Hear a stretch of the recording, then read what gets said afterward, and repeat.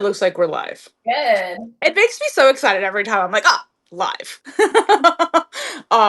Anyways, welcome to the inner room with Out of My Damn Mind. This is the space where walls fall away, where stories don't just get told, they land, messy, real, and alive. Here, writers open the door to what drives them, what haunts them, and what keeps them going. Every voice has its own rhythm, its own scars, its own sparks, and together we trace the threads that hold us, break us, and connect us all. It is always a special, special moment to have somebody who I've had the privilege of talking with in the past come back. So, Nicolette, thank you for joining me again. Is that an intro or an introduction for me to start talking? I was just I like, mean, if you want to say hello, you can. Or I could do. I Could love do. Hold on. like your words, that intro. I just got lost. I was like, is it story time with Martha? No, remember, we like for people to understand the premise of the space is really about we're all connected and this is a space to share stories, but we're not really sharing all the stories yet. I don't know. But here, I'm gonna pass the mic to you. Thanks for joining me today. Nailed it. Nailed it. I'm so glad that happened. All right. Anyways, Corey, thank you for joining already with a quick question. So what are you two all about today? Oh, I love that you asked that. So unlike Nicolette, who's been here before, I come up with 20 curated questions specifically to my co-host. So we will get into that beautiful first question. This is your third time in this space. Why do you think you continue to come back? I love you. I'm obsessed with you. I'm gonna be on your show all day. Just make it about me. Just kidding. I mean, I that is what I try to do in a very loving way because I do understand how important everybody's stories are to like the collective whole. So I have no problem making it the whole time about you. And that's what all the questions will kind of be. It's about you, your thinking, your thought processes, your stories, everything that your journey, you know? I was kidding. I just adore you. And so I'm honored to be here and thank you so much. Oh, well, thank you. I mean, I appreciate it. I find it super like special and unique when somebody's like, "No, no, I want to come back." And then when they're like, "No, no, can we do it again?" I'm like, "Oh my God, I feel so loved. Like, thank you." Like it makes me feel like the space that I'm creating here is really doing the role that I'm hoping it does, you know? Yes. I'm not kidding, you popped up and there's some divine timing shit. Ooh. Yeah, Corey, tell me more. Going What's going going on, so I want to hear from both of you. There's a deep connection going on. on? Woo! It's very interesting that yes, I have never seen Corey's name in one of my spaces, so I appreciate you being here. I appreciate the divine timing. I appreciate the spiritual wording because that is something me and Nicolette can appreciate. And we have recently discovered that we're probably more alike than we even know, We're right? actually astro twins. It's ridiculous. For those of you who, love astrology, even just a little bit, like we have the same moon placement. We have the same major three, right? Leo sun, Leo moon, Virgo rising. Yeah. It's insane. 20-degree Leo, right? Yeah. For that that eclipse that was happening, right? I can't remember all the We are like being lit up, even though we don't know it yet, girl. yeah, Mhm. it's been fascinating to continue to discover the ways that we think pretty similarly. And it's like, wait a minute, are you my doppelganger? Like just in a different body? Like we may not physically look the same, but like I've never met somebody who consistently shows up in ways that I feel like I show up. So I can appreciate you very much. But we are going to get into more deep shit because that's kind of the conversations we like. So now number two, the second question is going to punch you in the face. Shit, number two. All right, we're already diving in the deep end. All right. uh, do you think we ever actually arrive at the person we're becoming, or does the idea of an authentic self keep changing as we do? Okay, there was two questions there. I don't think you're ever done. Mm. I believe that we are constantly evolving, expanding, whether we want to or not. Okay. So why stop? Why limit your expansion and your greatness? And what was the second part again? Authenticity. Um, or does the idea of an authentic self keep changing as we do? Oh, yes, because it just seems so like, I don't know, basic. Like if things are always changing, you are going to change too. And so your authentic response to things and who you are, don't you think that just naturally means you're going to change and it's always shifting? I don't know. I mean, even the way that you communicate sometimes is very similar to me because I'm like, I don't know. Like I'll always edit like when I'm not sure, when I'm honest and open about it. Like this is kind of the thought that I have, but I'm not saying it's right. It's just kind of how I feel. So I love that you also edited that with I don't know. I think you do know. I think we both know. Like What it's do a we know? it's a two-folded question, but I don't I don't want to say we don't become the person we're becoming. I just want to think that the person that I thought I was becoming a year ago changed over the year. Hell So yeah. so I think that I'm still moving towards becoming somebody that I want to become, but I think it automatically it does change with time, with experience, with challenges, with everything. Okay. Becoming is a thing. Messy middle is a thing. Like I'm just sensing, why can't we be satisfied with who we are intrinsically and now, Mm. and who we're either cosplaying or becoming? I don't know. Have fun with it, you know? Ooh, I love Right? that perspective too. I mean, because again, I some a part of me hates like we talk about this all, the health and wellness kind of guru shit, like where it makes people feel like you have to keep like changing, evolving, growing, and it's like when is like me just being me like enough? Like, so I love that you brought that into the That yeah. the faster you're just like, I am enough, warts and all, whatever saying you want to say, your true genius is online, girl. Yeah, I mean, for me, it's just like I think what the whole part of like the healing thing is to get to the point where you actually know who you are, Ha! right? So then once you're there, then it's not about becoming something you're not. It's staying authentic to yourself. See, now we're getting into things that contradict. Like you're trying to get there, but you're already here, and you're trying to remember what you already are. You see how Yoda like that is, dude? Right, but these are the type of conversations that tickle my brain and I absolutely adore having. So you're always like the perfect co-host to have it with because I know we're usually on the same page. But Corey has a little bit more insight for us, so I want to continue to I love it. uh, Corey's holding it down with us. yeah. I mean it. I'm down to earth in a down to earth way, but we are finding each other. Does that make sense? S- Yeah, I mean, are you saying you're down to hold on? I mean it in a down to earth way, but we are finding each other. Does that make sense? That makes sense to me that we have to hold so many meetings at once and so many layers at once. Hmm. Ooh, Corey, I'm still with you. I'm still with you. I don't It know. is not a show. I don't know if I understand that, but So like so okay, well the first one, let's not jumbled up because again this is gonna my head. Uh I mean it in a down to earth way, but we are fighting each other. okay. So like we're not Fine. talking specifically like spiritual divine timing or Yeah, I are think we what you mean. Like, I don't know if I'm wrong, but it's like you're down to earth and pragmatic, but you're open to miracle. I don't know. I don't want to talk for you, Corey. So if you want to add more, I welcome it. I said my brain is going uh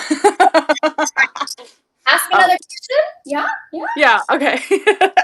You've described your work as self-authorship. Yeah. How much of self-authorship is actually creation and how much of it is learning who you were to told to be? Ooh, I love that question. That has been a huge thing for me, is the deconditioning journey. Mm, Right. And that is literally, I don't know if I've ever said this on any of my visits with you, but I started Substack as kind of like a commitment to myself, like almost like what I understand of you, just like an online journal. yeah. Right. And I literally had to tell my best friend, we're like, both pick a medium, because we were like doing all the things, doing the most, and it was like not yielding anything, followers or money. Right. Mhm. And they're like, can we just pick one platform where we just do it for us, no outcome, no optimization? I'm like, yeah, let me just write on Substack for me. And I committed to a year, and that's hard for I'm a manifestor in human design, meaning I'm not meant to be consistent, but I did it for a year. And to this day, I still don't have a ton of followers and I don't make a lot of money off of it. But guess what? I met you. I met Gabby. I met Kita. Who else is like all these amazing souls off this platform? So I'm here in the messy middle, sharing it. And that to me is my gift and my gold, and what I want to relate to others on is like the realness. You know what I'm saying? Mm. Yeah, I love that you name so much too, because I struggle with consistency and I don't give myself as much grace Oh, as now maybe, yes. yeah, as maybe you do though, because like naming it the way you just did, I was like, you're not supposed to be. That's an interesting thing. But as you, I've been here a year, a little bit over a year, Yeah. and um, I had to start looking at the space not by like the dashboard of numbers that's provided, but at the beautiful connections that have been made because of it. And when I started paying more attention to that, I felt so much like fuller and richer Good. in such a beautiful way. So it's like Mm.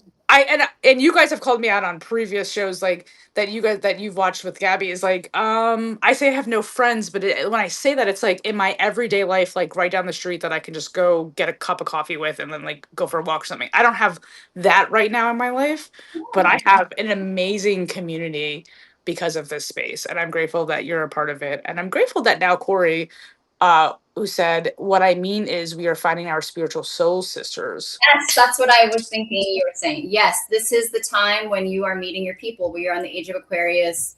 All this energy is like find your people when you're really you. Because the more you code switch, the more you mask, then that's what you're going to attract more of. And it's not wrong. It's just when you're your authentic self and you let people see the real you, then the real people love you. And I'm having a hard time welcoming that and accepting that. So I just wanted to put that out there. We're all in this together. Yeah, I mean, I love the way that you beautifully share that because I think for a long time I didn't even know that that's what I was doing was code switching or Yeah. like conforming to what was around me or I like to say I was just a beautiful chameleon in my life, and I don't think I realized that so much, but I'm saying like we don't really realize that till much later. I don't think, I might be wrong, I can only speak from my experience, but I don't know how many people acknowledge that that was what was happening when it was happening. Mm. So now that I'm aware that that has happened, I'm a little bit more like, I don't want to be that way. Like I have a choice in that. There you go. I'm hearing agency, free will, and again, nothing's bad or wrong. Code switching can be helpful. I just want it to be an authentic aspect of myself Mm. instead of me going into a job in the 90s where had to wear pantyhose and fucking like greet customers and always like add on and sell shit. And I'm like, no, I don't want to wear pantyhose. Like, why does that matter? Like, I'm Mm. Dress codes for workplace was definitely cringy, Jesus. because it required everybody to be very uniform, and it took our um agency or uniqueness away from what we brought as value to the space. It was just like, no, just be this robot apparently. Like, I'm really grateful too, Marlena. On that note, like in my 20s, like when I'm, career, you couldn't have piercing tattoos. I had piercings and some tattoos, but you can't have them shown at work. And now I walk into the bank and I'm like hella jealous. The girl's like rocking shit and like piercings. And I'm like, damn. And I told her my story about the 90s. And she literally never met her, took her fucking like, what do you call it? The croc shoe. And she's like, Yeah. "Babe, I'm gonna have to wear shoes." I'm like, they would not. We had to wear shoes in case we dropped a roll of quarters on our toes and they didn't want to get sued. So Oh man. anyway, Wow. I digress. But yeah. Margaret, thanks for joining. But to that point, so I don't know, when I look at it, I don't necessarily feel jealousy. Like I'm grateful that that life continues to evolve in a way that allows people to show up however they are and not be prejudged because of decisions they made about tattoos or piercings or hair color or wardrobe style, like size, whatever, like because that's what happens, right? Right. So I'm glad that we've progressed in a better way, because this is the conversation I have with people that are older than me. Like I'm like, don't you think it would be cool if there was like a whole different way of living? And a lot of those people are like, No, no, this is how it's always been, this is how it's always going to be. And I'm like, but why? I know. You If Gabby know? were here, you know what she'd say. So I know. So it's, for me, it's like I don't ever want to be caught up in a jealousy loop where like, oh damn, this generation gets something easier. Like I want to be like, I'm glad that we continue to evolve and that things continue to get better for all. Like it's not just one group that's getting to now have these privileges. It's all of us regardless, you know? Well said, well said. And I keep hearing the word jealousy. I think there's certain emotions which we're grateful to have as humans because, we're here to feel.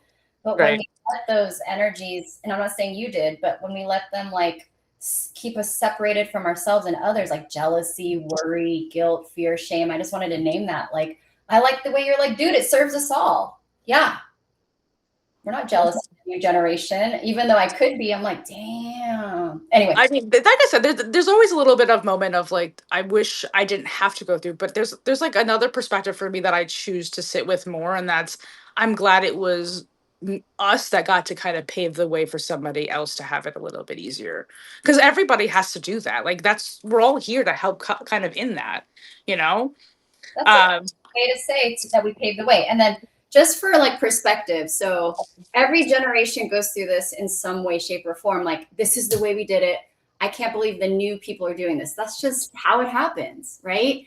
But boomers have a more fixed mindset because of what they went through and their parents went through. Think of growing up mhm. with the depression, you know? That's why we have a lot of fear in that generation. That's why we're all dealing with generational trauma, because their love came from that scarcity, you know? Mm, And they mm. looked at us like, oh my, like, I didn't have Uber Eats like in high school. And you see these kids like Ubering rides and food. And I'm like, I went to school with no lunch money and I'm here survive. Like, it's just, I don't feel a way. It's just, That specific topic obviously speaks very interesting to me because when I think about it, those platforms didn't exist prior to 2020. They occurred because of a pandemic that we were told to stay separated from each other, and there was still a need for certain things like supplies, right? Goods. Um, so it's a very bizarre feeling to live in the world that now has it for the last 6 years, and to think that humans older than me or before me now can't think of a world that doesn't have it. And I'm like, I still will call up a restaurant, I still will place an order with their website, oh, go pick it up myself, because I'm like, I'm not trying to support the thing that helps me right now support my mortgage and stuff any more than what I'm already giving them, which is my time, energy, and my vehicle, you know? So yeah, I feel very, but we're not gonna go down that rabbit hole. Stuart, Michelle, thanks for joining. Paige, thanks for joining. All right. Moving on to next question. You recently you recently wrote about no longer making other people's ambiguity your responsibility. What did it take to realize their uncertainty wasn't yours to solve? that's a really good question. I don't know, I can't speak for anyone else except for me, where, I'm an empath. I just feel everyone and everything too much, almost to a detriment where it really was hard to survive on this planet, you know? When you have your own emotions and feelings and then you're just so deeply tied to other people's, right? We just talked about this on Sunday with Gabby, like when your peace hinges on someone else's moods. Like, Mm, I love my parents to death, went to therapy, but we had a violent household. So it was hard to, like when you have that background, it's just certain things as a child when you're, forming your frontal lobe in your brain. So going back to the question, it's been a lifelong process, understanding that I'm not responsible for the world, which I feel as an empath. Like, that's why I chose careers that didn't pay me money, but I wanted to make a fucking difference. So it's just like, I need to let go of that burden that I feel like no one put it on my shoulders, but I just felt that. So I don't know if that mhm. answers your question, but it's just, why was I born this way? And I don't know, motherfuckers. I don't know. I just want to live my life, but I care and think too much. And so I really need to work on that. Like, how do I care for myself genuinely and others, and not at the expense of abandoning myself, which we talk about a lot with Gabby on our show, because we just want everyone to love themselves enough so that we don't give away ourselves. And I don't know. I don't know what else to say. Well, I mean, I think it is definitely something specific to each person's journey. And I think for me, what I've, because I'm also very similar to you, empath, the weight of the world is on my shoulders at all times. What I've been able to do for myself is turn it into what is the reflection room, and that's where I just bring the human side to the systems that I don't think are serving the people that they're supposed to, right? So it makes me feel like in a very small way my words will maybe one day make a difference on a greater scale, because not saying anything about the things that are bothering me or the things that I'm thinking about is only going to continue to hurt me. So at least if I put it out there and I let somebody else experience it, even if one person's like, I completely understand what you're saying, or I also thought, that kind of helps me let it go a little bit. Like I don't have to have such a strong grip on it. And I don't know if that really makes sense either, but being able to turn it into a purpose is the only way that I've kind of been able to Oh, deal with it, because it is heavy. The world is heavy when you think about everything that's happening in this world in 2026, let alone the lifetime that we've lived and been exposed to. It could be a lot for one person to constantly sit in, so I love everything you said, and that just makes me remember why I started my Substack. I'm always like, if my posts can help one other soul be seen or heard, that makes me happy. And that doesn't always result in hella hearts or comments or gratitude. So I let go of that, right? So thank you for putting it out there, because I care too about everything. Anyway, and then, listen, I know we're right here, Chica, so we're good. I love it because you can pull out my words for me. That's the beauty uh of our I mean dynamic. that it is very cool to be able to sit across from somebody that I know understands what I'm saying. So thank you for being that. Let's turn my quick attention to the lovely chat real quick. Corey says, yes, picking up the phone. Yeah, people don't know how to order anymore. Anxiety when you get a phone call. It's like, oh shit, oh my god, oh my god. That's why my phone lives on do not disturb, but that's besides the point. Uh, Heather says, I know that place. Oh, Calibrated Chaos has joined us. Hello, hello. Remnant, thanks. Cover Girl, thanks for joining. Corey says, everything you're saying makes total sense. Thank you. It's funny because so probably both me and Nicolette, this is like common sense, but when you have conversations with so many different types of humans, it's not always like that. So it's always Yeah, Marlene and I were talking about like we want to be I don't know what the right word is, like resonate, because we want to respect everyone else's like perspective, right? And yeah. lens. But then we don't know if it's a Leo thing, but we're always like, it makes sense here. Does everyone else feel this way? Like, I don't know. You know what's funny? It makes sense here, but it also makes sense here, and I think that's where I move the most with is like through my heart, my love, my compassion, my empathy. Is that's where it makes the most sense to me. So then it's super confusing up here when Yeah. other people don't make it make sense here. Yeah, that's the whole point I was trying to say on Sunday too, is like the brain is just a factory of old stuff, just old stuff that you've picked up. And imagine how much we take in and we don't like let go enough. So your brain is swirling while your heart always knows the truth, your body and your heart. So I'm glad you mentioned that. Oh yeah, I mean, yay for me. Corey says I'm an Aries girl, so I feel that in my mind and my body, my spirit. We love fellow fire signs because Fire sign for real. yeah. For real. Damn. Oh yeah. Abby, I'm gonna call you out. She got Venus in Aries. Yeah. Look at us. All right, next question. Sorry, not sorry, friend. What happens? What happens when you stop making other people the center point of your decisions? What fills that space? Yeah, I did. I stopped that a long time ago. That one, no one makes the decision. Oh, hi. Onyx, are you going to say hello to the people? Say hello to the people, handsome boy. You have the coolest name, by the way.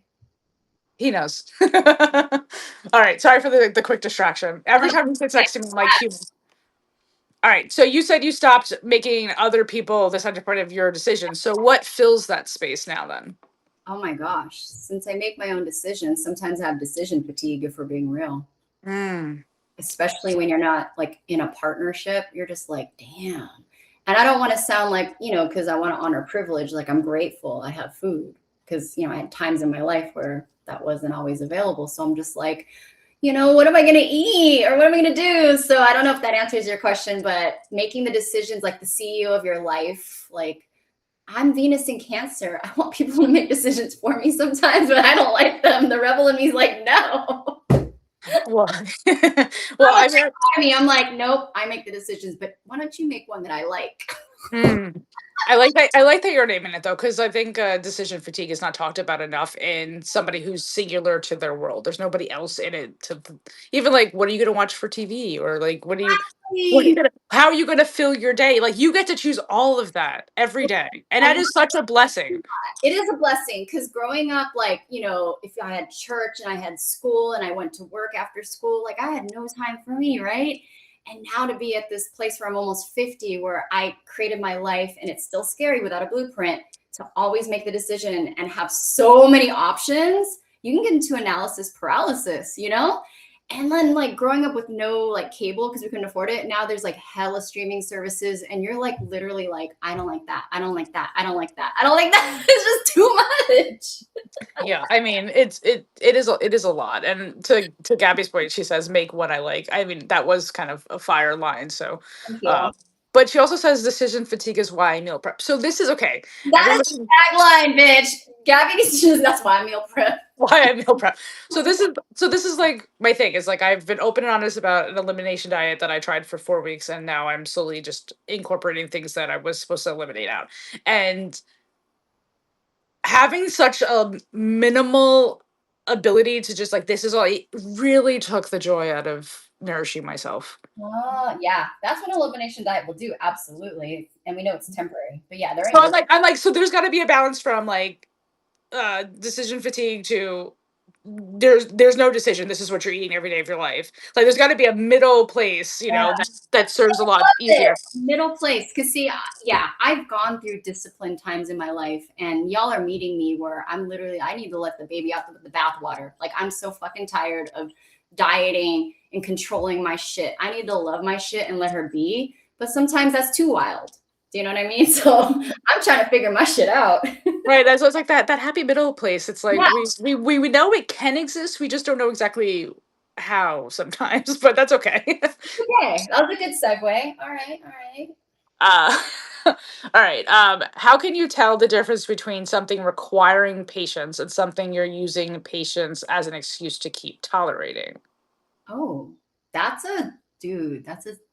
It's, It's a doozy of a question. it's, It makes my brain hurt a little bit even just made reading my it. brain hurt a little bit, especially since I hate the word patience. Because when you have as much fire, when you have literally my chart is like a lot of fire, patience is hard, even though it's valuable, right? It's Mhm. hard because I need more earth, I need more grounded, I need to anchor, I need to drop in, I need to bring that in. Otherwise, I want to move fast, I want to burn shit down, and then. So, what's the question again? I mean, honestly, the fact that you're naming something that I obviously I very much struggle with too. I think the question just served its own purpose because maybe it's bigger than patience, but it says, how can you tell the difference between something requiring patience? Like, so for me, it's like Substack requires patience from me. Like, Mm, I have to understand that, like, I've never done this before. Right. And mm, we talk about it's only been a year for a little bit over a year for both of us. Like, I haven't done this before. To think that, like, overnight, which a year has substantial time, but to think overnight, like, mm. something's just going to happen is less likely. Right. So that requires patience for me from something you're using patience as an excuse to keep tolerating. So like in my example of life, it's like my previous relationship. I kept telling myself, oh, just be patient. Like just be patient. Even though I should have been like, no, bitch, run. Right? Like that should have been the reality of it. But it was like I kept trying to tell myself I had to be patient for somebody else's. I respect that and your perspective on that. For me, it's the opposite. Like life has caused me to be more patient and to understand nature's cycles because coming from a major city, right? Like for you, like New York, Bay Area, like it's so fast. Everything is always so fast. And that never agreed with my operating system and my natural rhythms. But I didn't know any different. That's where I was born. And so I'm in Asheville now, and I literally have learned the cycles of the weather. Like, Mhm. we don't have cycles in the Bay Area. You literally pay hella rent so that you have like, we're always like high 60s, low 70s. And then everyone from the Bay is always like a bitch when it's anything else. I'm Mhm. here. My ass is handed to me. It's humid. I ain't walking. I literally try to wheel my garbage to the street at 7 a.m. I'm like done for the day, girl. Like, I cannot. So to answer your question, I'm literally sitting in patience. Like, I don't know what's going on with my future. I don't know anything. So I'm not using it to run away. I'm literally like, all right, universe, I'm here and I'm still. And yeah, I don't know what else to say on that. That's interesting. I mean, we've had very parallel experiences because obviously, yes, from New York, from the Bronx, because I grew up in the Bronx. 25 years of my life was in the Bronx. And when I left to go to Florida, that was an awakening moment. Like, oh, life doesn't have to be this fast. Mhm. Nobody's in a rush to go anywhere down there. Right? Just similar to you in Asheville, from the Bay Area. So when I moved back to New York. So I don't know if you'll ever get back to the Bay Area. You may never live back there, but if you ever do, I think what I learned from what Florida gave me was a little bit more of that understanding that life doesn't need to be lightning fast. That I can be patient. I can slow down. I can like embrace whatever's happening right now in front of me instead of rushing to the next thing. So Yes. I that was like, if there was any value from my almost 8 years in Florida, that's what I took from it, is that it helped at least slow me down enough to the point where now I live outside of the Bronx just a little bit, and it's still got some pace, but it's slower, and it has trees and all birds and my woodland creatures and everything. I see bunnies every day of my life. Mm-hmm. I can appreciate that and not Mm. feel like rushed in it. But if I go down to the Bronx, I'm crawling out of my skin. I'm like, I need to get out of here. It's like too Wow. much. It's like too much for me. And it's like, what? Hello, you lived here, like. But at this point of my life, it's like I don't want that chaos anymore. Wow, Marlena. You know? That's a beautiful share. Thank you so much for giving us that glimpse. Yeah. I'm saying, like, so I don't know what your journey will take you, but you might get to a space where you find the middle ground between both of them because that's where your piece is too. I don't know. I know. I'm really curious where I'm going to end up because parts of me are like, I'm going to probably be an expat next year to make my money go further. And I'm like, can I really live in Asia where there's hella people everywhere after living in Asheville? That's going to be such nervous system shock. But I love that you named that too, because I'm like, no, bitch, you're gonna be on a compound with me and Gabby somewhere as we continue thank to you. grow. Oh, you took that already out of. I told you I'm going to come to New York with hella things that I've already been visualizing for ourselves. And that was one of them, bitch. We're going to be homeowners and do our own thing on Like, shared I'm not even like home. I'm like land owners. Like, here's our property, like our yes. of abundance, that we grow a lot of our stuff and stuff on it, and we all support each other because it's hard doing this world in with just one singular income. But when you have like a tribe with you, anything is possible, right? It is so fucking done. I wanted to be inappropriate, take off my shirt. I'm like, fuck this shit. It's a party. Sorry. All right, let's bring some attention back to the chat because they're obviously a part of this space. Calibrated Chaos said, "Not for life. I choose my food for the week on Friday, Saturday, and prepare it Sunday. My food changes weekly." I'm glad that that's your system. Corey said, "The middle is where the dance is. It takes actual work." Thank you for naming that. I couldn't agree more. And I think it also takes work to appreciate it. We all want to get to the version of ourselves that we can see, but we don't. I'm saying, I'm calling myself out in this, like, I don't appreciate enough the uncomfortability that I've been sitting in for over a year and a half. Proud of That's you. that's helping shape me, right? Like, I have to take a moment and be like, yeah, this sucks, man, this sucks. Sometimes, bitch, I want to smack you upside the head because I'm like, all the things that are flying at your mouth, I'm like, I don't see it. I don't see it. Stop saying it. I don't want to like take your experience from you. But I'm like, do you not see how awesome you are right now? Fuck later. Like Yeah, right now. I wouldn't fuck with you if I didn't like think the world of you. I appreciate that. Thank you. It is. I am waiting for the day where all of a sudden something switches in my own, like, self-talk, that I actually start seeing and mostly believing what other people have already witnessed in me. And I think it's important to be surrounded by people that can see those things so that you are being a little, maybe I don't want to say trained, but you are at least more aware of your true perception. And it's hard. Like, we all think of what we think of ourselves when we don't have somebody telling us every day, like, Oh nah, yeah. you're a That badass. critic wants to talk, but Gabby's is like, she's up in the mirror being like, I love me some me. Can we all like Gabby and meal prep and be like, Never mind. Anyways, but Gabby does say understanding natural cycles is something I'm just learning as well. I think that's super important. Also, you naming that like there's seasons where you are now from where it was. That it is important. It is important to flow with it because that's how people, the ancestors before us, lived on this earth, was to flow with the natural seasons, eat what's in stock, right? So I appreciate that. Corey says, we're in the Bronx. I'm born and raised and clean, and then lived in Manhattan for many years. I was a poet in the schools all throughout the 90s, so I know the Bronx really well. So I am from 233rd, the Woodlawn area, which is known as like Little Ireland. It's a very, very quaint, interesting place. But that's predominantly where I kind of grew up. All right. Now let's see if I can remember what question I'm on. All right. If the same lesson keeps showing up, do you think that means you haven't actually learned it? Or can life test the same lesson as at an increasingly difficult level? Ooh, I think you answered your own question right there. Yeah. Yeah. But more of the as you continue to evolve, the level just gets harder, and it's life is showing like testing you a little bit more to make sure that you're still gonna show up in the same way. I like that. And I'm a little weary around the word test because that feeds into like perfection culture and capitalism where you're not enough, right? You fail. But I get it. We use the Right, word. right. I've softened and used the word like checkpoints. I find them as soul checkpoints. It's like, all right, bitch, you said you're done with that. And then they'll bring something shiny in a different package, but then they're operating the same way, maybe a little bit better, right? Oh, and then I'm like, oh. And then how do I respond and react? Do I lose myself? It's there again, right? Mhm. Like you said, and that's the game until we get cleaner in how we want to relate to ourselves and others. So is it ever done? I don't know.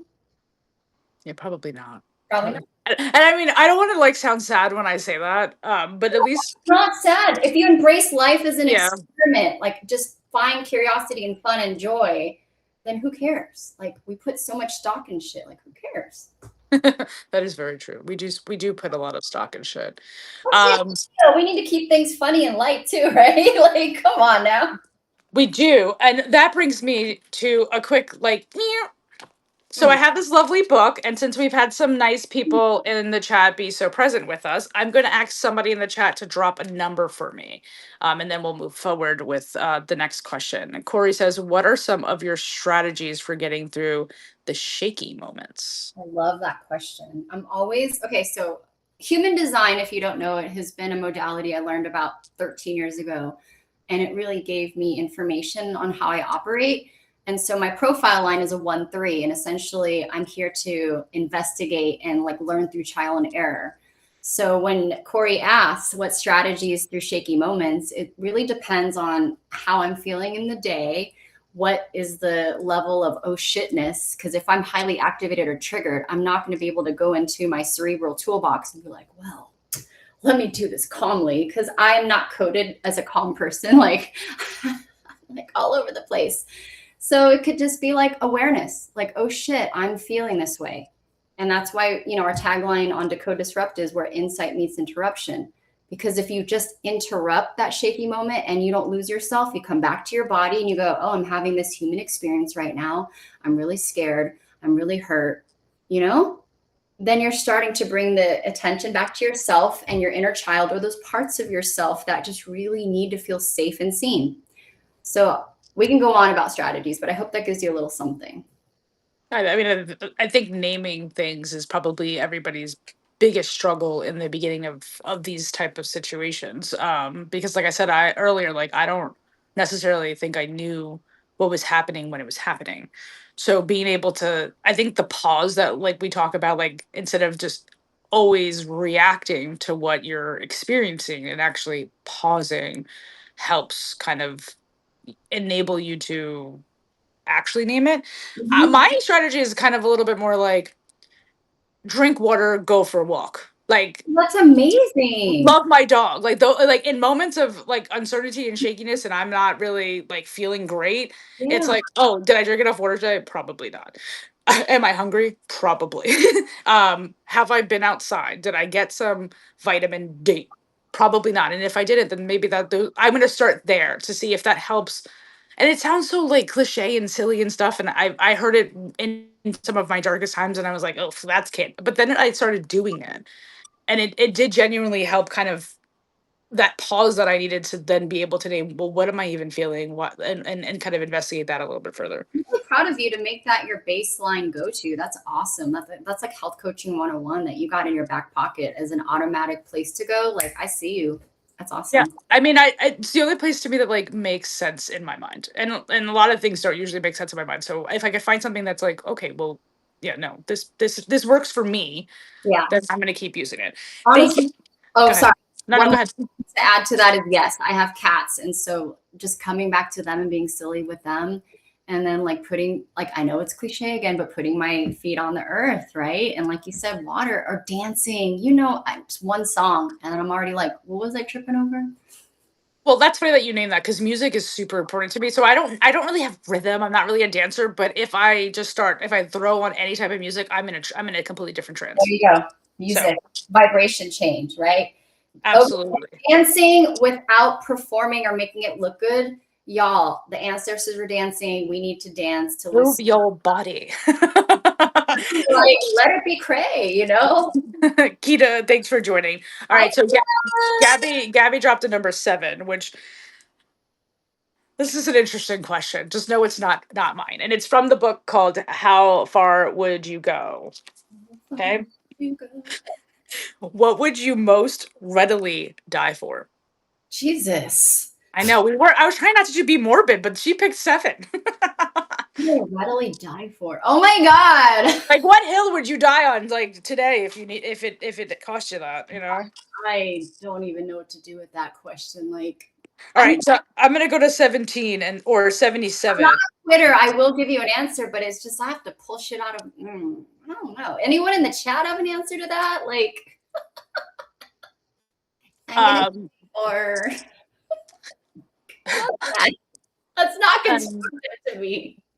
um, well, I mean, okay. At the end of the day, the way I see death is inevitable for everyone. So I'm over here like, if there was something that like readily was able to just die for today for, it would be in some type of way of making a greater impact, right? So if it's sharing something, saying something, doing something that somehow has a ripple effect that hopefully causes a greater impact, then I'm there for it. No, Um, president. Thank you. yeah, no, that doesn't work. That doesn't work here. You have to be of a certain color and for the most part of a certain You need sex, to and be apparently you have orange. You you need to can't be orange. you need to have be a thief or something. I don't know. All right. Number 17 was, what is the strict what is the strictest a parent should be? And I feel like you are the right person to kind of answer that. Thank you. Even though you don't have said Having child, you kids. I I have know, no. but you just said like your childhood. So based off of having strict parents, I think you could figure out a strictest for you. Okay, here's the tea. My parents had me as a teenager and they weren't strict. And I love that. Mm. I tell my mom all the time, like, that bitch let me go to whatever I wanted to go. And having that permission, I was actually like, I don't want to drink in high school. You see? Like, I didn't need to wild out. I'm a rebellious person by nature. But my mom, she knew. She's like, you can spend the night at your friend's house. And I'm like over here cheaping with the, person I'm dating. You know what I mean? Like, she just trusted me. So strict. I could never have a strict parent or be a strict parent if I had kids. Mhm. I know boundaries and rules and safety is important for a young person. But the whole thing where your kid's going to go and do the opposite of what you did if you're a tiger mom, and that's not calling people out. It's because babies are souls and then we're trying to condition them. They literally came from primordial like ooze, like no body, complete freedom. All of a sudden they're in the skin and they're crying all the time and they just want to sleep and eat. And then now we're telling them you have to go to school, you can't pee, and you can't like even do recess anymore because of budget cuts, and like all these wild souls need to express.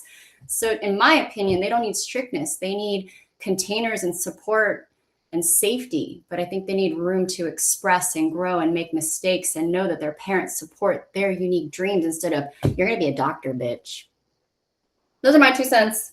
No, and I think those are very valuable 2 cents. I can go in a lot of different directions, and I'm not trying to go in certain ones at this specific time, but I can appreciate that perspective very much so because I, like you, don't have child, but I am on a street that there's children like in my household next door and stuff. And one of the my neighbors was talking about one of her kids, and I was just like, you know that like your child is also on their own journey, right? And like I get it, it's super difficult as a mom to like want to make everything easy and protect them, and you don't want, but like everything that they're going through is also helping build who they're gonna become. Oh my God, I love that you said that. And speaking from having a teen mom, she had to learn through me. And when I talk back, she would be like, "Oh, it's literally her mirror. I'm her mirror, right? Mhm. Like, oh, you're gonna tell me I can't do this, but you're doing that." I know every parent's heard that, right? Because we're trying to discipline them, and then we want to live our adult lives, and that's like a whole territory that must be hard to do. But yeah, anyway. It's always fascinating. And it's obviously easier to speak upon when you don't actually have one that 100%. you're responsible for. If I uh, had a kid, I don't think I couldn't. And that's probably why God didn't give me a kid, because I would worry and control. And I'm already trying to like unlearn that as an adult myself. adult, yeah. If I had to do that with a kid, I'd probably inadvertently pass on these things to my kids. So I believe in that's not my journey, and I'm a cat mom. Thank Same, just dog. you.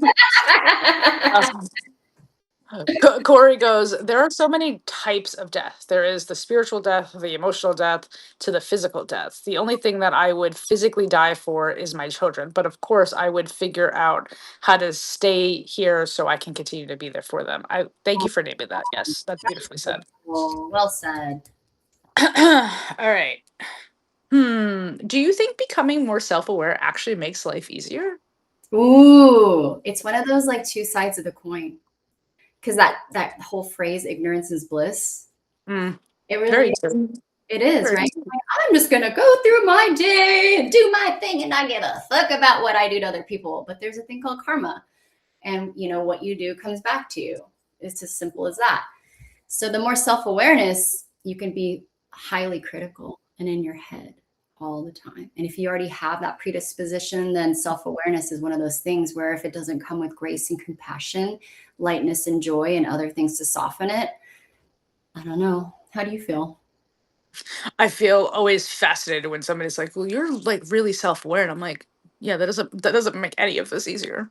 That actually sometimes makes it harder for me because it's like, if I am aware of this, if I am aware that X, Y, or Z is causing this, then why can't I fucking fix it?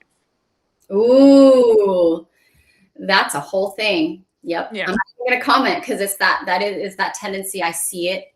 I want to fix it and I want it to be exactly the way I want. And we just talked about this on Sunday.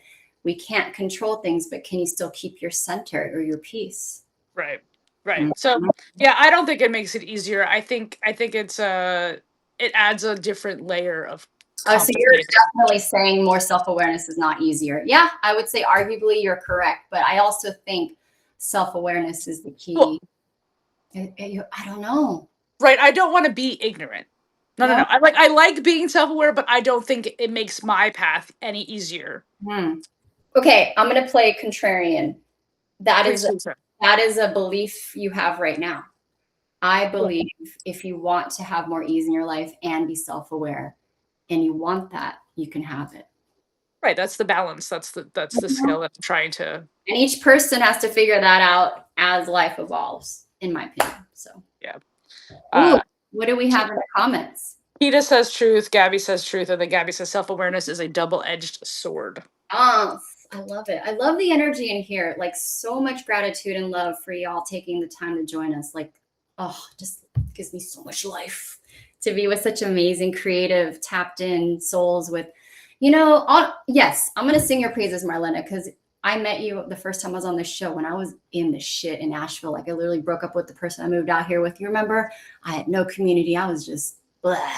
And it's still, 2 years later, it's still working out. Like who is in my life, but the people you attract on your show, and I'm grateful for the people on Substack. Like every person in this space is just a unique being who we share like this desire, this underlying like I don't know how to name it. Do you know what I'm trying to say? Like it's either greatness, but you're also humble and you're creative, but you're loving. You know what I mean? Like this beautiful intersection of folks here. I just want to just thank you.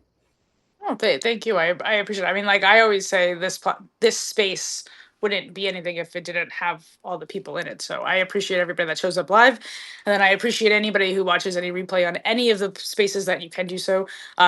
But the biggest value for the inner room for me is obviously the connection and the community. So I'm just grateful to have a space that is able to do that. But Gabby did say ignorance is bliss. Self-awareness says you know better, you do better. The wisdom with this comes with knowing others aren't self-aware enough to know their own ignorance. Ooh. The wisdom comes with knowing that the others aren't. So I mean, lovely, lovelily said. And again, it to me doesn't make any of the experience any easier. Uh, Facts. Yeah. but it is a nice way to name kind of what at least we are aware of. Navigated that. That was a good one.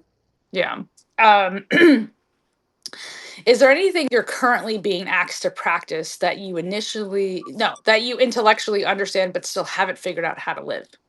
Oh, I actually in the last 2 weeks finally embody and understand how to thrive in uncertainty because Mm. life didn't get easier. The circumstances didn't get easier. I didn't get anything outside of me to tell me you're going to be okay. Like, if anything, the things in my life got harder. And I'm like, you know what? I'm going to do things differently. I'm going to play with this. I'm going to be like, okay, instead of my mind focusing on all the things that can go wrong, which is a hypervigilance response. You know, I had to heal that.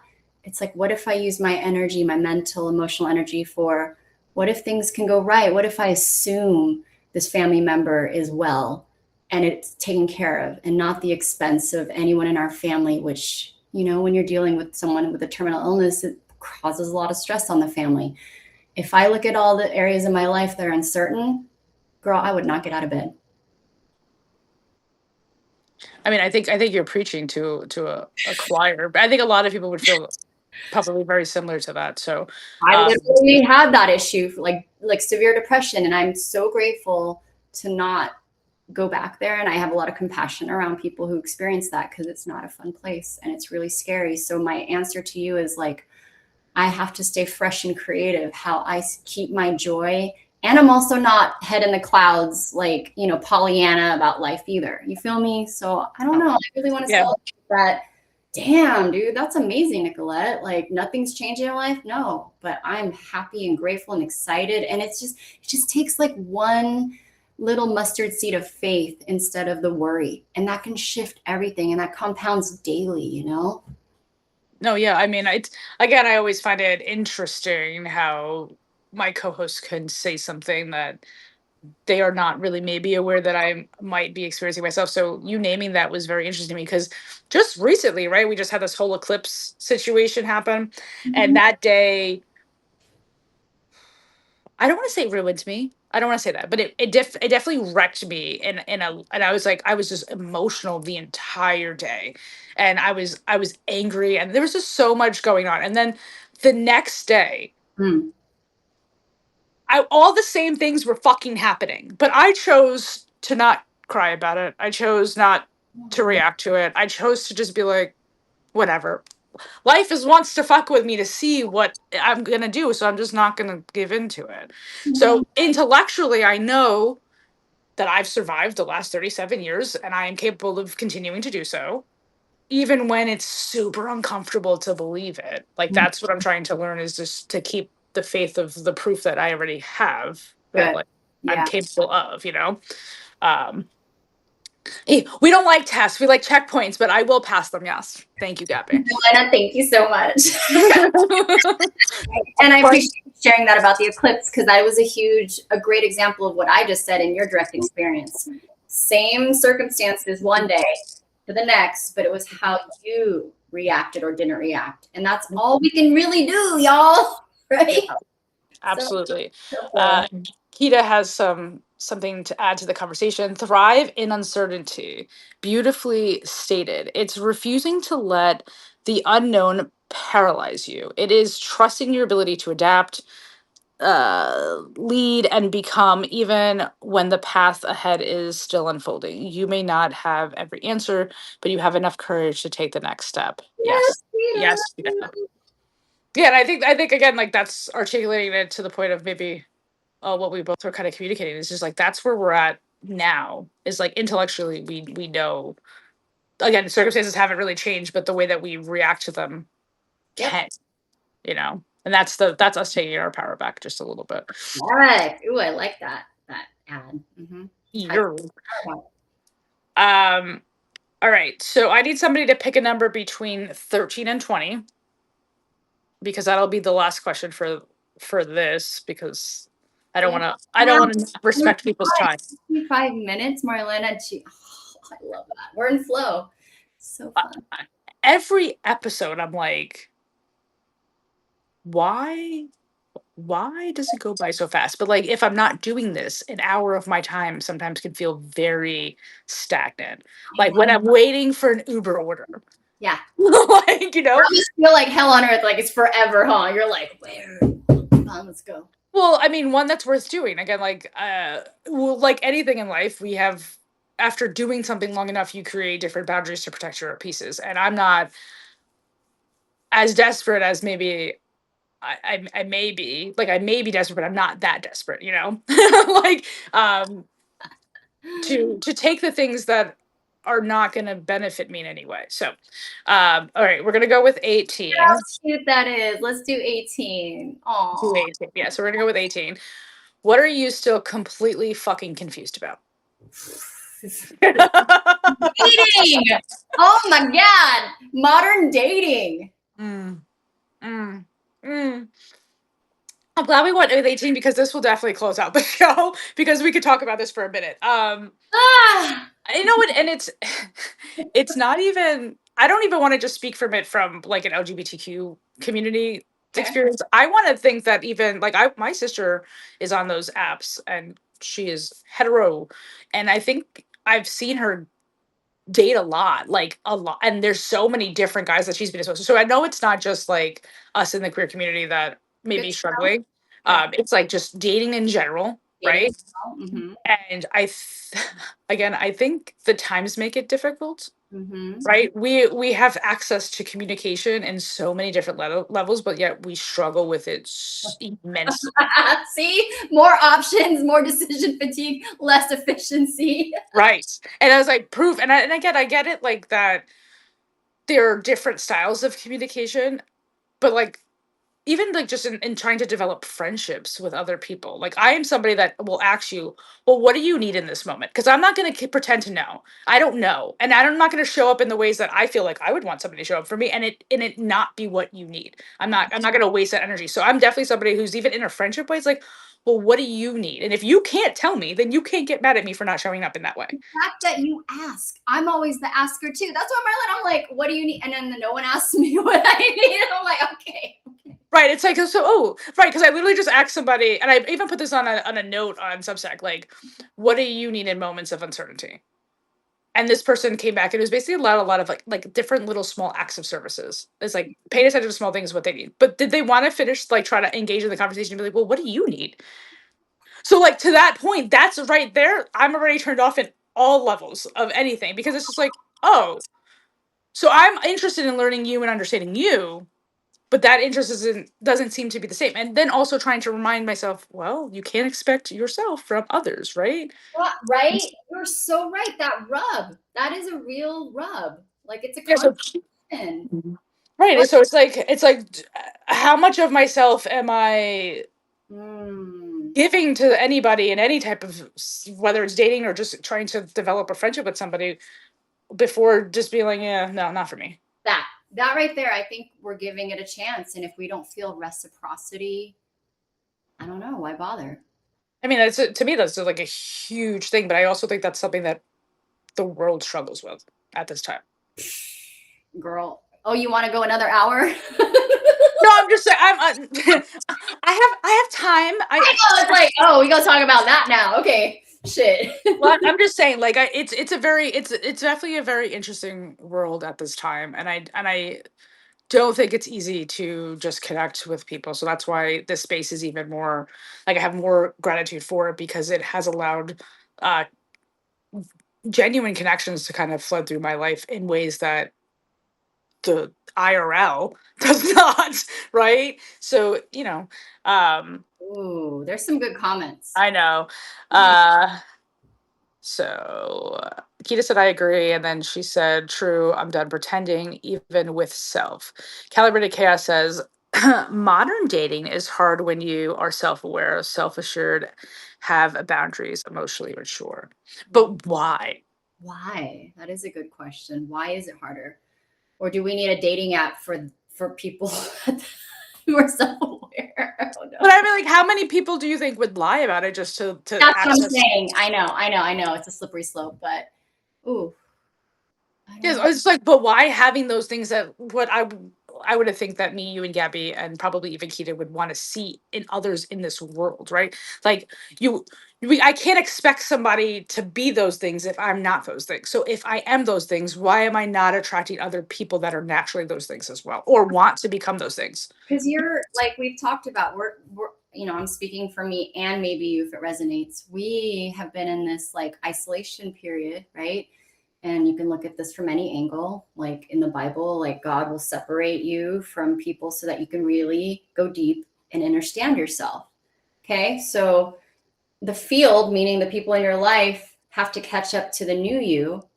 And it takes time. It takes time to attract those people, or they're still mirroring parts of yourself. So I don't know, it's a patience thing. But how many people are on this planet? You are going to find people who really like you if you let them and you keep being yourself. That's what I'm learning and I'm appreciating. Because in my 20s, it was like, I need to be seen, like I need to be cool and I need to have more friends. Like, I don't know if that was a babe thing, a me thing, both.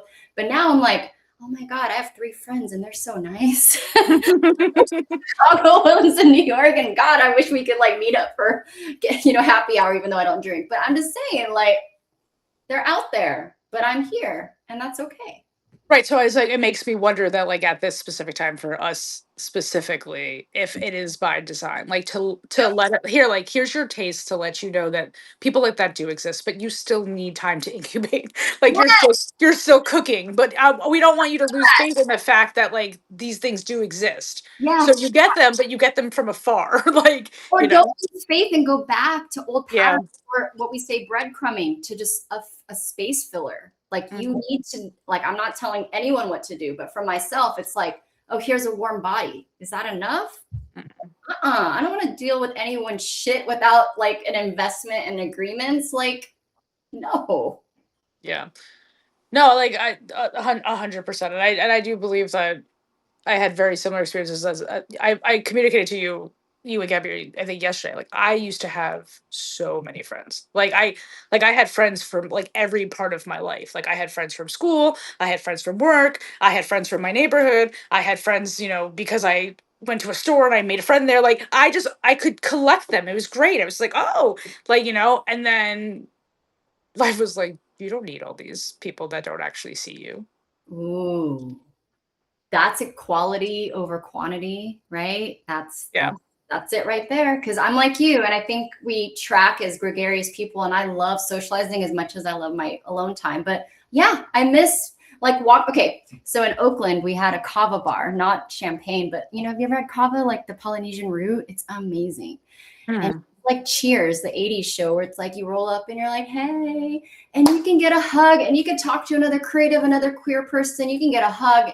That was my happy place, like, my post divorce place. I have not found that yet. And I can't be demoralized that I won't find that again, you know? Right. Right. But I'm a lover. I want to hug, and then I want to do my own thing in the corner and be around people. Anyway, I digress, but I just want to speak to what you're saying. No, I appreciate it. But I think for me, like, this year, a little dose of that was because I live in New York and because basketball was thriving. Anybody that was wearing a New York Nick anything, it was like an open invitation to have a conversation. And like, I think that that was like so beautiful to watch in the city, is that how people that were strangers didn't give a fuck that they were strangers because they had this one common interest, and it was to see this team finally break a 53-year curse. And then when it happened, you saw the collection of humans just trying to celebrate the moment. So, like, I know humans need humans and want humans. And that's why this space is so important to me because, again, at the end of it, it says threads that hold us, break us, and connect us all. Like, I know we all like thrive in connection. So, I have faith that it can exist, especially if it can come from a sports team, Oh, right? that is so New York, honestly. I don't know why. I just totally But I can. mean, it was like such a thing, such a moment in June where everybody, no matter if you were on a bus, walking to the train, going into a bodega, if you were anywhere and you were caught with like a Nick fitted or a jersey on or a shirt on, people felt, hey yo, you think they're gonna win? Like they just started having a conversation with you, even if they've never seen you before in their life. It was like an open invitation to connect, and I just think we need more of those types of Mm, moments, just mm, in this world in general, not just in my personal everyday life, but just in this world where it's okay to do that. You know, the one gratitude that I have from Uber is that it still allows me to show up in spaces, mhm, right? I still interact with humans and before I switch gears and say let everybody like off the hook, I recently went to a rehabilitation center.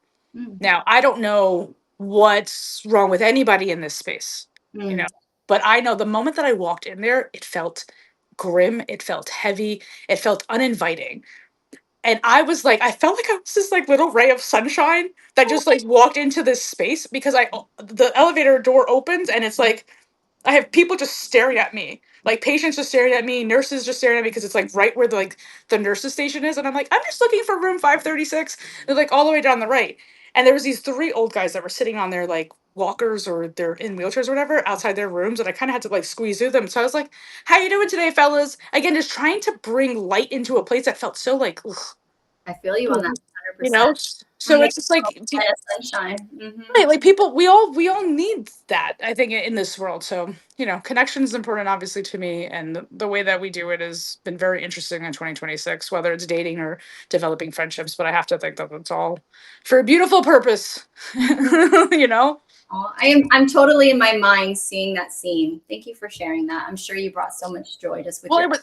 no, it didn't feel like that. I felt like, damn, am I like too much? Again, I have questioned this, like, right? Am I too much for the space? Because I literally said, "Hey, fellas, how you doing?" And like they all like kind of looked at me like I was fucking strange. And then I had to walk through them again. I'm like, "Hope you guys have a great day." And they're like, Mm. "Bitch isn't noticing the atmosphere apparently, or something." Go What ahead. comes up for me when you say that is I worked in corporate offices, but my soul was dead. And it feels Mhm. like that because I believe it's not right for a human being to be under fluorescent lights, at a computer screen. So their life force is offline most of the time. Right. So when someone vibrant and ebullient like you comes in, they're kind of like already like nonplussed. Like they don't even have the ability to react, right? Or know what's good in front of them. And here's my last thought on that is I taught corporate meditation and I Mhm. had so much anxiety going into these very offices because I'm only in there for 15, 30 minutes for my thing, right? But I'm already like, oh, I can feel like we're empaths. I can feel all the anxiety and the fear and the ugh. And I'm already like, I'm a wilted flower and I'm here to uplift them and help them. But I'm like, get me out there, get me out of the office. I cannot. But thank you for validating that, Spears, because sometimes I think I'm crazy. I'm like, Real. why did I feel so heavy in that space? And it was like I was only there for 5 minutes and I felt fucking suffocated. I'm like, get me the fuck out of here. And then it makes me again question, why are these places designed like this? Well, If we're it's a not all the same. Remember this, me and you right, need this yeah. tattooed on our face, which I don't want a face tattoo, but we're not the same because if we were the same, then I know the world is chaos. But imagine if everyone was the same. Like we need balance. We need people who will sit in an office and we don't need to judge why they do it, right? Like, thank you. Do I agree with it? No. I have opinions on that. But so my other side is like, okay, I agree that those jobs are important and the people that do it are definitely, angels for doing that. But why do they have to be designed that way? Oh, you're gonna have Like to you write but I'm that saying like you could but I'm saying you could change the design of the light bulbs. You could remove the light bulbs and put different light bulbs. You could have windows. Like you could put plants. Like you could do that, I know. right? I Right. know. That depends on what business it is and if they're going to budget it. Oh, if you're talking about services, you think they're going to give a fuck about that? Well, Mm-mm. this is where my thing is about just the world in general, like, and that's why the reflection room is so important to me. Is like, why do we continue to accept what's been as if it has to be? You know, Kita says, I gave my mail lady a high five and told her I appreciate all that she does on my run the other day. She told me today that this is her favorite route now because of my gratitude. That made my heart smile. I love that, Kita. Those moments are huge. And I feel like I operate in the world like that. Marlena, I feel like we just do that. Like we naturally, and it just changes that like whole person's life. And that's just so beautiful. I You know love what? it. Gabby says it doesn't have to be people lazy and don't like changes. So I'm like, okay, maybe, but I'm also like, no, I think it's about expenses. I think it's about like to what Nicolette said, budgeting. It's about profit. It's about we don't need that. That's gonna cost me more of my bottom line, and I don't want to spend it on making sure my employees are happy Happy and healthy, which is so asinine to me. because they It's would work better for you. But that's okay. thank you. It's like, why don't you care about your employees almost like your family, not like to the level of like if you have 300 people, I know there's limits, but if you have that mindset, could you imagine? That's why here's my PSA. I have a team. My team is well paid, well rested. We don't work, we play, we come together. They're like people are excited to do their job. You know what I'm saying? And they do their job that they love, not something I'm forcing them to do. We have conversations like, it's not that hard to create a happy work environment. I don't know. And then I don't get it. Like this. This is what I say. There are some things in this world we'll never understand. Some things in this world we'll never understand. It's not meant for us to. But Heather, thank you for agreeing and thank you for being here. I was like, I don't think I've been paying attention to everybody's name, so I appreciate anybody who's been sitting with us this entire time and joining and participating in the conversations. Wow, what a doozy this one has been, hasn't it? Okay. I have no idea where we went on this. People are also miserable. But as opposed to our last one, I think where we were both just like inwards and not feeling it, which was still, I'm glad we showed up. But this time we were just like, I mean, but I think we were so chatty, even though we weren't in the mood. I think you could just tell the energy was different in the previous one to this one, and I think it'll always be different. I think every time we connect, it'll be different. We're humans; things change. exactly, You know, exactly. All but right. I do appreciate this energy. Thank you everybody for being. I can't believe it's already time to say peace out, Cub Scouts. I cannot believe that it's been such a beautiful bosses put people in boxes. Ugh. Ooh, I like the alliteration there. Mm. Boxes, put people in boxes. Yeah. All right, because you're just there to do a said job. Need that. Yeah. Okay. Okay. All right. Well, thank you again, Nicolette, for joining me for another epic conversation, and thank you for everybody in the chat who showed up today. With that being said, you've been in the inner room where conversations go deep, the connections surprise, and the truths linger long after the world quiets down. Until next time, keep listening inward because that's where the stories that shape us really live.